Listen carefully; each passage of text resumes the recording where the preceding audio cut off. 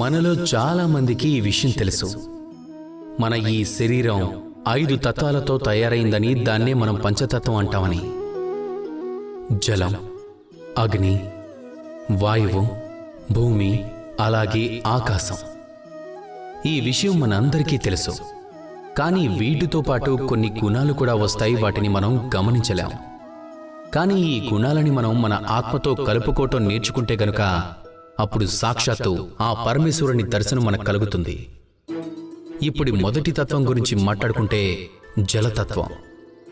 జలం ప్రతి జ్వాల నుంచి మనకి శాంతినిస్తుంది. ఈ జలాన్ని చూడండి, దానికి ప్రవహించడమే తెలుసు, ఆగటం తెలియదు. ఇది కొండల్ని ఢీకొంటుంది, దాని మార్గంలో అనేక బాధలు అడ్డొస్తాయి.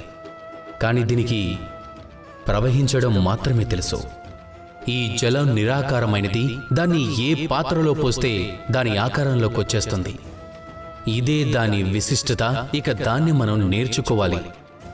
ఎలా మనం ప్రవహిస్తూ ఉండాలి, ఎలా మనం ఆగిపోకూడదన్నది. మనం వెళ్లే మార్గంలో ఎన్ని ఆటంకాలు ఎదురైనా సరే, ఎలా అయితే ఈ జల ప్రవాహం నిరాకారంగా ఉంటూ ప్రతి పరిస్థితికి సర్దుకుంటుందో అది మనం నేర్చుకోవాలి.